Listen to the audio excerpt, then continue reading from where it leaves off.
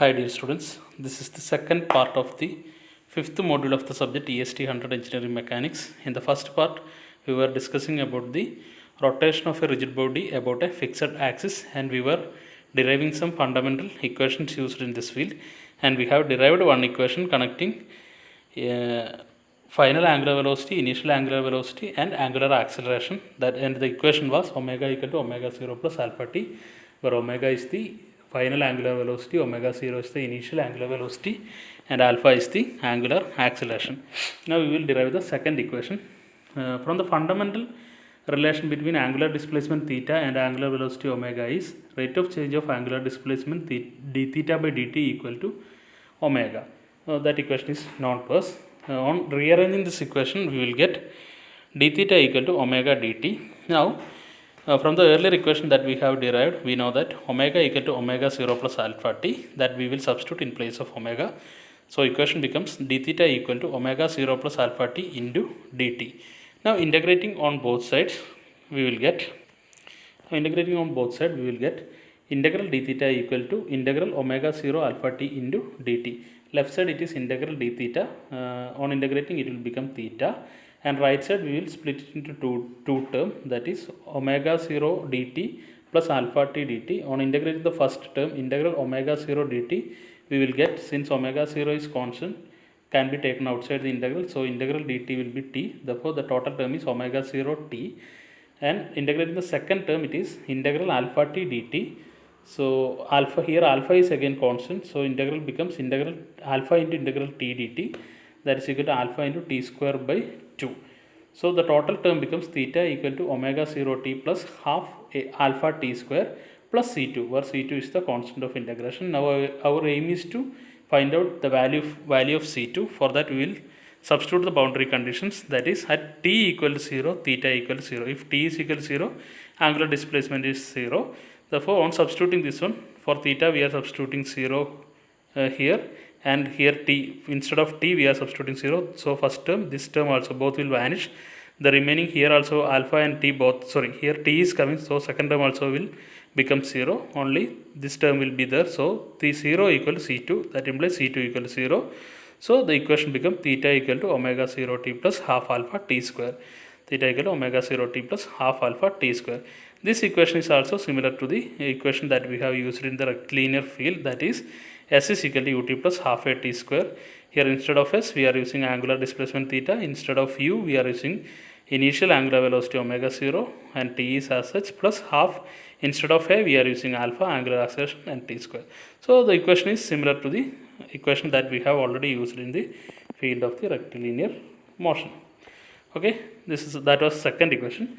Now going to the third equation, we have from the fundamental angular acceleration alpha equal to rate of change of angular velocity. So alpha equal to d omega by dt. So this can be rewritten as, that right side term can be rewritten as d omega by d theta equal to d theta by dt. See, d theta and d theta will cancel, so it will be same as that of d omega by dt. But from the fundamental relation, we know that rate of change of displacement by time is angular velocity, that is d theta by dt equal to omega. So this equation become alpha equal to omega into d omega by d theta. Now I am taking this d theta to the left side, so alpha d theta equal to omega d omega. Now as we did in the earlier case and all, we are just integrating both sides. So integrating on both sides, we will get alpha is constant, so alpha into integral d theta. So integral of d theta is theta, so left term it is alpha theta, and integrating on right side it is integral omega d omega, so that this term becomes omega square by 2 plus c3. c3 is the constant of integration. Now we want to find out the value of c3. For that we will be substituting the boundary condition. Since this equation is connecting theta and omega, so we will be substituting this boundary condition in terms of theta and omega. At theta equal to 0, omega equal to omega 0. See, initially at the starting theta will be 0, there is no angular displacement. At that time the velocity is known as the initial angular velocity omega 0. So at theta equal to 0, omega equal to omega 0. Therefore on substituting alpha into instead of theta we are substituting 0. Here instead of omega we are substituting omega 0 or initial angular velocity, so it becomes omega 0 square by 2 plus c3. So c3 equal to minus omega 0 square by 2, this term is 0. So you will get c3 equal to minus omega 0 square by 2. So on substituting for C3 in this equation, we will get alpha theta equal to omega square by 2 minus omega 0 square by 2. See, instead of C3 we are substituting minus omega 0 square by 2. So equation becomes, see here it is 2 is common, can be taken to the right side. So here it becomes omega square minus omega 0 square equal to 2 alpha theta. So this can be written as omega square equal to omega 0 square plus 2 alpha theta. Anyway, you can write the equation.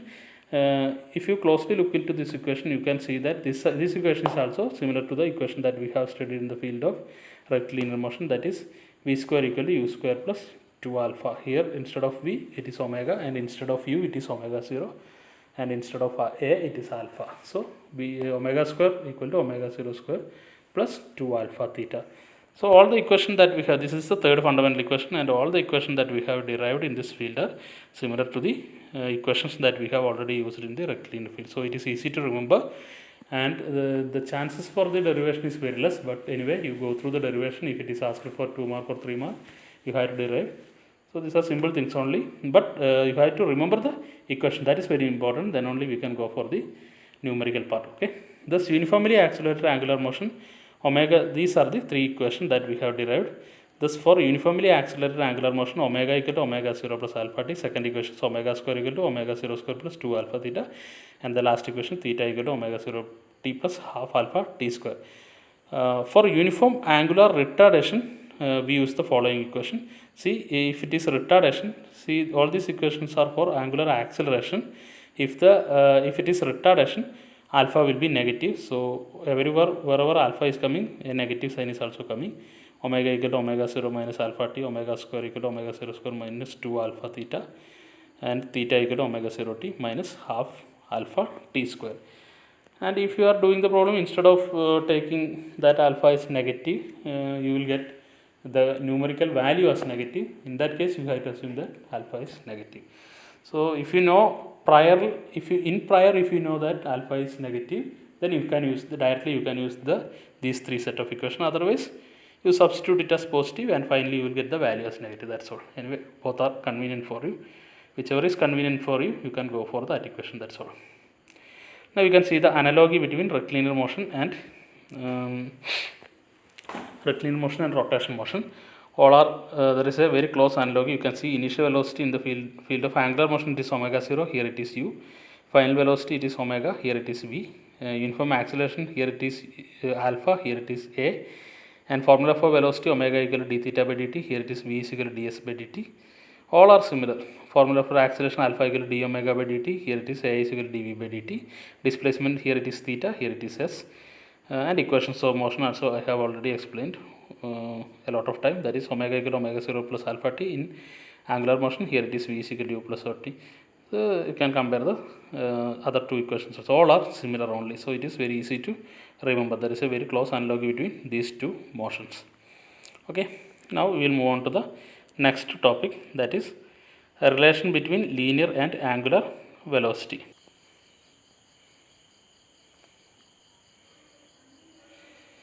Now we will see the relation between linear and angular velocity.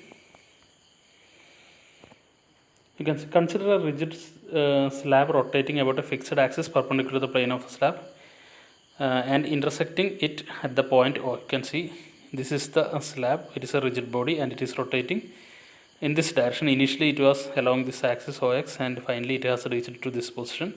You can see the center of rotation is O, and it has moved a angular displacement theta, and it has traversed a linear distance, not a linear distance, the curvilinear distance it has covered is s. You can see it here, it is an arc.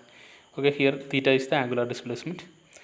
Okay, now this figure shows if you are taking a particular length OP is the particular point I have chosen in this field, and I am considering the motion of the point P from this position. Initially P was at this position, and it has moved at a time t to this position, that is P.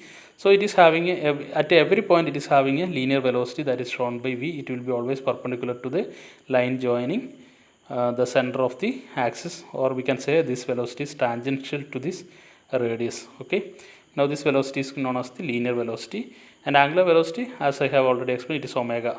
Okay, it gives the rate of change of angular displacement, and linear velocity gives rate of change of linear displacement. Actually I am taking this distance as the linear distance, so it is the distance moved by the point P along a curved path P. Okay, now let P be any point on the rotating slab. As the slab rotates, the point P shall describe a circle with O as the center.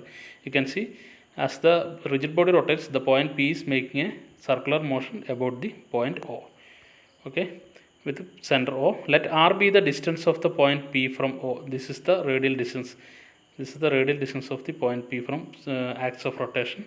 That distance I am taking it as R. Let the line OP rotate through an angle theta with respect to the reference line OX. Now describing the arc length S. Now we know that if you want to find the arc length is given by S. Arc is equal to radius into angular displacement theta. So product of angular displacement into radius will give the arc length.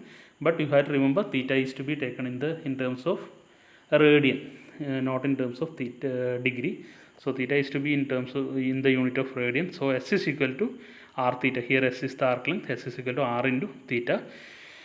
Now differentiating with respect to time, left side it becomes ds by dt, and right side r is constant, radius will not change, so only changing term is theta, so d theta by dt. We know that ds by dt, linear displacement by time, is linear velocity v, and r is constant, and d theta by dt is angular velocity omega. So v is equal to r omega. This is the relation between linear velocity and angular velocity. So linear velocity v is equal to r into angular velocity omega. So if angular velocity omega is multiplied by radius of rotation, then we will get the linear velocity, where v is the linear velocity at point P and omega is the angular velocity of the slab. This is the relation between linear velocity and angular velocity. Okay, now next one is relation between linear and angular acceleration, linear acceleration and angular acceleration. But here two acceleration terms are here. You can see from this figure. This is the figure showing the acceleration term. Here you can see one acceleration tangential to this radius, that is tangential to this curve made by the point P. So this term is known as the tangential acceleration, and we will have one more acceleration term which is acting towards the center of the rotation, that is known as the normal acceleration. So two acceleration terms are there, an and at, where at is the tangential acceleration and an is the normal acceleration. Now we will derive these two. The tangential and normal components of the linear acceleration of the point P by definition are tangential acceleration at equal to dv by dt. Tangential acceleration is rate of change of linear velocity with respect to time. So at equal to, or simply we can say acceleration, this tangential acceleration is the acceleration along the tangential direction, and velocity along the tangential direction is v. So for tangential acceleration equal to rate of change of tangential velocity by time, that is dv by dt. And one more term, it is from the fundamental, we know that normal acceleration n is equal to v square by r. This is the general equation that we will be using. So please remember this equation, n is equal to v square by r. Now from the as v is equal to r omega, we have already seen that the relation between the linear velocity and angular velocity is v is equal to r omega, and angular acceleration alpha equal to d omega by dt. Therefore the first term becomes at equal to d into, instead of v we are substituting r omega, so d r omega by dt. So this becomes r into d omega by dt, since r is constant, it is taken outside. So r into d omega by dt, but d omega by dt is nothing but angular acceleration, rate of change of angular velocity with respect to time. Therefore at equal to alpha into r, or at equal to alpha r into alpha. So just like v is equal to r omega, here it is at equal to alpha in r into alpha. So if you multiply the angular acceleration with radius, you will get the tangential acceleration. Now we know that an equal to v square by r. Instead of v, we are substituting v is equal to r omega, so we are substituting r omega whole square by r. So r and r in the term of r square divided by r, it becomes r. So for time final equation is an is equal to r omega square. This is the relation between linear and angular acceleration. Okay.